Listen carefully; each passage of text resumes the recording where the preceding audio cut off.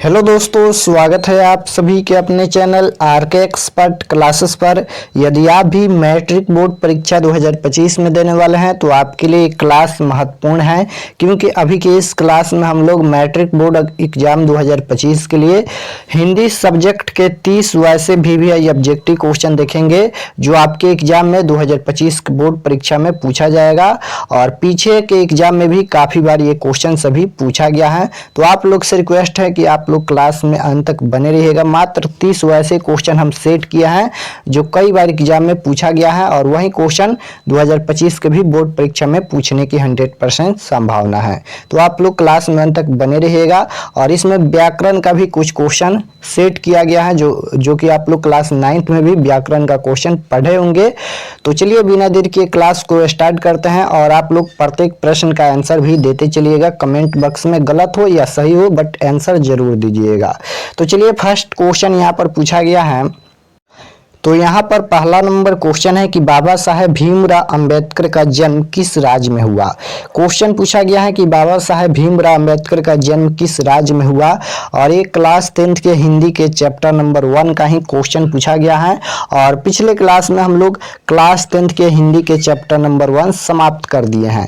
तो अगर आप लोग क्लास किए होंगे पिछला क्लास हिंदी के, तो आप लोग को इसका आंसर पता होगा और आसानी से इसका आंसर आप दे सकते हैं। तो कमेंट बॉक्स में बताइए कि इसका आंसर क्या होगा। बाबा साहेब भीमराव अम्बेडकर का जन्म कहाँ हुआ था, महाराष्ट्र में या बिहार में या उत्तर प्रदेश में या मध्य प्रदेश में। तो बाबा साहेब भीमराव अम्बेडकर का जन्म हुआ था मध्य प्रदेश में। ऑप्शन नंबर डी बिल्कुल राइट आंसर हो जाएगा। फर्स्ट क्वेश्चन का answer option number D. Next question 2 number देखिए, ये आप लोग का सेकेंड चैप्टर का क्वेश्चन पूछा गया है कि 20 के दांत कहानी का प्रमुख पात्र कौन है। 20 के दांत कहानी का प्रमुख पात्र कौन है, सेन साहब या खोखा या मदन या गिरधर। तो 20 के दांत कहानी का प्रमुख पात्र यहाँ पर खोखा है।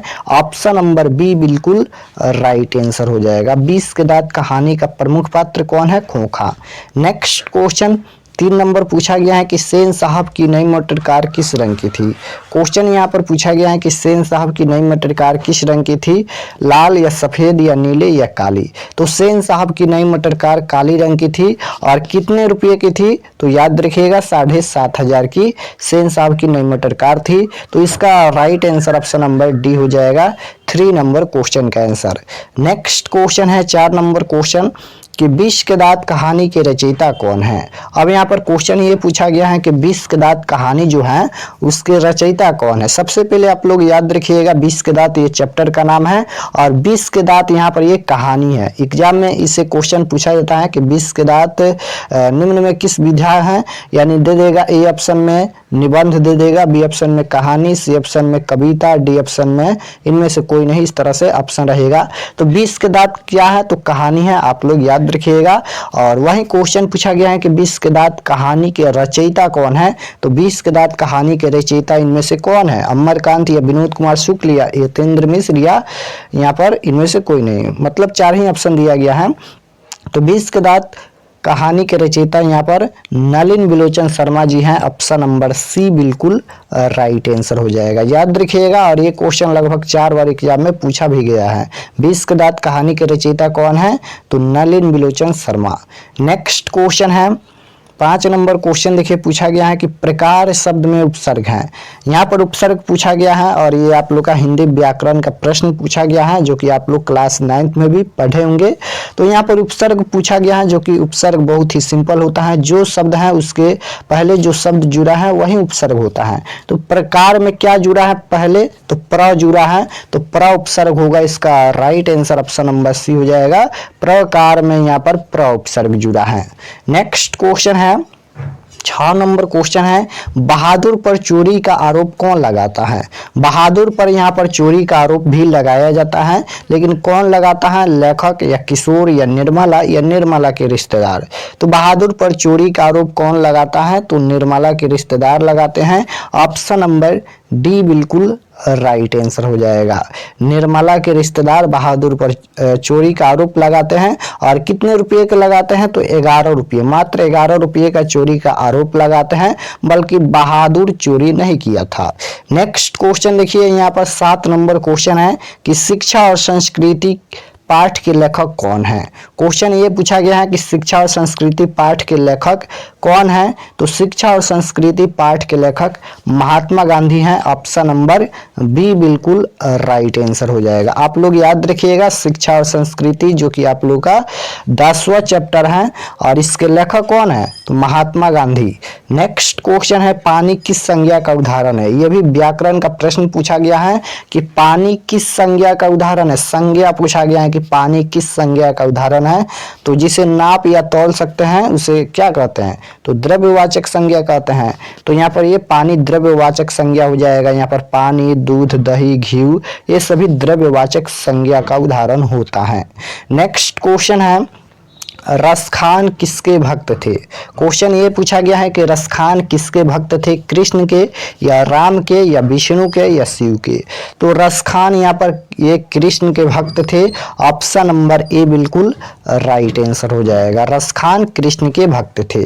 नेक्स्ट क्वेश्चन 10 नंबर ये क्वेश्चन पूछा गया है होनहार में कौन सा प्रत्यय है?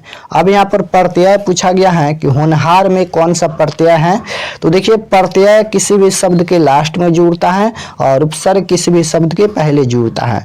तो होनहार में यहाँ पर प्रत्यय पूछा गया है तो लास्ट में हार जुड़ा है तो इसका प्रत्यय हो जाएगा हार। होनहार में हार प्रत्यय है तो बी करेक्ट आंसर हो जाएगा। Option number B. Next question है 11 नंबर कि संधि के कितने भेद हैं? ये क्वेश्चन का आंसर आप लोग को मालूम होगा कि संधि के कितने भेद हैं। तो संधि 3 प्रकार की होती हैं। ऑप्शन नंबर सी बिल्कुल राइट आंसर हो जाएगा। नेक्स्ट क्वेश्चन है 12 नंबर कि सुजान सागर किनकी रचना है? सुजान सागर किनकी रचना है? प्रेमघन की है या गुरु नानक की है या रसखान की है या घानानंद की है? तो सुजान सागर किनकी रचना है? तो सुजान सागर यहाँ पर ये रचना घानानंद जी की है। ऑप्शन नंबर डी बिल्कुल राइट आंसर हो जाएगा। यह रचना घानानंद की है। नेक्स्ट क्वेश्चन 13 नंबर क्वेश्चन ये पूछा गया है हिरोशिमा किस देश में है? हिरोशिमा किस देश में है? इटली में है या जापान में है या फ्रांस में है या जर्मनी में है? हिरोशिमा किस देश में है?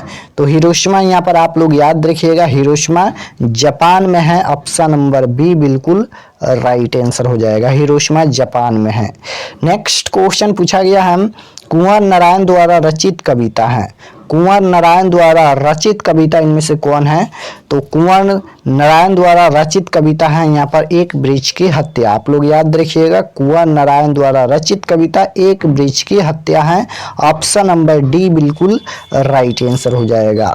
नेक्स्ट क्वेश्चन 15 नंबर क्वेश्चन ये पूछा गया है कि लंबोदर शब्द कौन सा समास है? लंबोदर शब्द कौन सा समास है? द्वंद्व समास या बहुब्रीहि समास या द्विगु समास या तत्पुरुष समास? ये समास पूछा गया है। यह भी व्याकरण का ही प्रश्न पूछा गया है। तो यहाँ पर लंबोदर बहुब्रीहि समास है। ऑप्शन नंबर बी बिल्कुल राइट आंसर हो जाएगा। नेक्स्ट क्वेश्चन है चोर शब्द का विलोम क्या है? यहाँ पर विलोम शब्द पूछा गया है। तो विलोम शब्द जब भी पूछा जाएगा तो उसको उल्टा कर देना है। विलोम शब्द मतलब उल्टा शब्द होता है। तो यहाँ पर देखिए चोर का उल्टा क्या हो जाएगा? साधु होता है। ऑप्शन नंबर डी बिल्कुल राइट आंसर होगा। चलिए नेक्स्ट क्वेश्चन है यहाँ पर 17 नंबर हमारे नींद कविता में नींद किसका प्रतीक है? हमारे नींद जो कविता है उसमें नींद किसका प्रतीक है? उम्मीद का या आलस का या साहस का या प्रसन्नता का? तो हमारी नींद कविता में नींद किसका प्रतीक होगा? तो आलस का ही होगा। Option number B correct answer हो जाएगा। हमारी नींद कविता में नींद किसका प्रतीक है? आलस का प्रतीक है। नेक्स्ट क्वेश्चन ये पूछा गया है कि उगते हुए सूरज का देश किसे कहा जाता है? उगते हुए सूरज का देश इनमें से किसे कहा जाता है? जापान को या भूटान को या श्रीलंका को या भारत को? तो उगते हुए सूरज का देश जापान को कहा जाता है। ऑप्शन नंबर ए बिल्कुल राइट आंसर हो जाएगा। उगते हुए सूरज का देश जापान को कहा जाता है। नेक्स्ट क्वेश्चन ये पूछा गया है 19 नंबर 19 नंबर क्वेश्चन है कि हमारी नींद किसकी रचना है? बताना है यहाँ पर कि हमारी नींद जो कविता है उसके रचनाकार कौन है? अनामिका या कुंवर नारायण या प्रेमघन या बीरेन डंगवाल? तो हमारी नींद किसकी रचना है? तो यह रचना बीरेन डंगवाल की है। ऑप्शन नंबर डी बिल्कुल राइट आंसर हो जाएगा। नेक्स्ट क्वेश्चन 20 नंबर क्वेश्चन ये पूछा गया है कि निम्न में भावाचक संज्ञा कौन है? निम्न में भावाचक संज्ञा कौन है, संज्ञा पूछा गया है। तो पहाड़ भाववाचक संज्ञा होगा नहीं, नदी भाववाचक संज्ञा होगा नहीं, राम भाववाचक संज्ञा होगा नहीं। भाववाचक संज्ञा यहाँ पर बुढ़ापा है, ऑप्शन नंबर 1 करेक्ट आंसर हो जाएगा। बुढ़ापा, लंबाई, मोटाई, चौड़ाई, ये सभी किस में आता है, तो भाववाचक संज्ञा में आता है। नेक्स्ट क्वेश्चन ये पूछा गया है कि सिर उठाना मुहावरे का सही अर्थ क्या है। सिर उठाना मुहावरे का सही अर्थ क्या है। यहाँ पर मुहावरा पूछा गया है और मुहावरा से लगभग 2 से 3 क्वेश्चन ऑब्जेक्टिव हर साल एग्जाम में पूछा ही जाता है। तो ये बहुत ही सिंपल होता है। सिर उठाना मुहावरे का क्या अर्थ है, तो सिर उठाना मुहावरे का अर्थ होता है विरोध में खड़ा होना। ऑप्शन नंबर सी बिल्कुल राइट आंसर हो जाएगा। नेक्स्ट क्वेश्चन ये पूछा गया है कि निम्न में अशुद्ध शब्द कौन है। निम्न में कौन अशुद्ध शब्द है। यहाँ पर शुद्ध नहीं बल्कि अशुद्ध शब्द पूछा गया है। आज की ताजी खबर, ये भी शुद्ध शब्द है। रोटी ताजी है, ये भी शुद्ध शब्द है। दाल अच्छा है, ये भी शुद्ध शब्द है। लेकिन तुम सबसे सुंदरतम हो, ये अशुद्ध शब्द है। क्योंकि अगर यही रहता कि तुम सबसे सुंदर हो तभी तो ये शुद्ध शब्द होता, लेकिन यहाँ पर तुम सबसे सुंदरतम हो, यह अशुद्ध शब्द है। इसलिए इसका right answer option number D हो जाएगा। नेक्स्ट क्वेश्चन ये पूछा गया है कि भाईचारों का दूसरा नाम क्या है। भाईचारों का दूसरा नाम क्या है, ये भी क्लास 10th के हिंदी के चैप्टर 1 का ही प्रश्न है, जो कि हम पिछले क्लास में बताए थे कि भाईचारों का दूसरा नाम क्या होता है, लोकतंत्र होता है। ऑप्शन नंबर ए बिल्कुल राइट आंसर होगा। नेक्स्ट क्वेश्चन ये पूछा गया है कि दही वाली मगम्मा कहानी के लेखक कौन है। दही वाली मगम्मा कहानी के लेखक कौन है, तो देखिए यहाँ पर दही वाली मगम्मा कहानी के लेखक श्रीनिवास जी हैं। ऑप्शन नंबर सी बिल्कुल राइट आंसर होगा। नेक्स्ट क्वेश्चन ये पूछा गया है 25 नंबर, अमराई का कुआं कहाँ है। अमराई का कुआं कहाँ स्थित है, शहर में या खेत में या रास्ते में, या सभी गलत हैं, इनमें से सभी गलत हैं।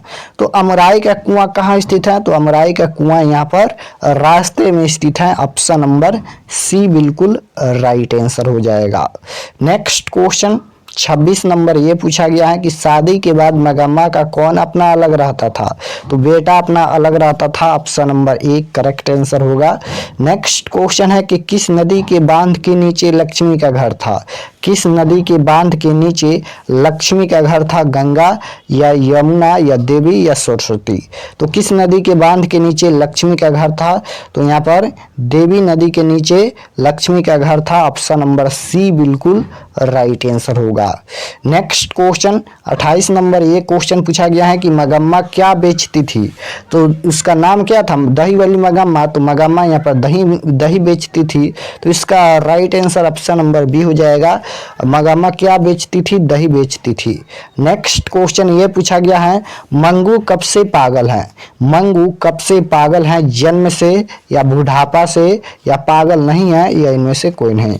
तो मंगू यहाँ पर जन्म से ही पागल और गूंगी लड़की है। ऑप्शन नंबर ए बिल्कुल राइट आंसर हो जाएगा। नेक्स्ट क्वेश्चन है, आज का ये लास्ट क्वेश्चन है कि लेखक सुजाता का जन्म कब हुआ था। लेखक सुजाता का जन्म कब हुआ था, तो लेखक सुजाता का जन्म 1935 में हुआ था। ऑप्शन नंबर ए इसका राइट आंसर होगा। तो यहाँ पर हम लोग 30 ऑब्जेक्टिव क्वेश्चन देखे हैं और आप लोग कमेंट में बताना है कि यह क्लास कैसा लगा। आई होप कि आप लोग को यह क्लास अच्छा लगा होगा और 30 में से कितना प्रश्न आप लोग का सही हुआ कमेंट में बताना। और चैनल पर नए होंगे तो चैनल को जरूर सब्सक्राइब कर लीजिएगा, क्योंकि आप के लिए ही इतना मेहनत करते हैं। तो प्लीज आप लोग चैनल को सब्सक्राइब करके और लाइक भी कर दीजिएगा।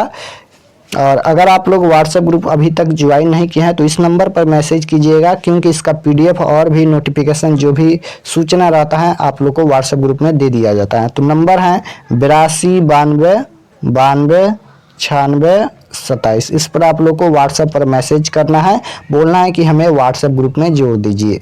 तो आप लोग को व्हाट्सएप ग्रुप में जोड़ दिया जाएगा, एक लिंक भेजा जाएगा। लिंक को दबाकर आप लोग आसानी से व्हाट्सएप ग्रुप ज्वाइन कर सकते हो। तो मिलते हैं नेक्स्ट क्लास में, तब तक अपना स्टडी कीजिए। आप सभी को धन्यवाद।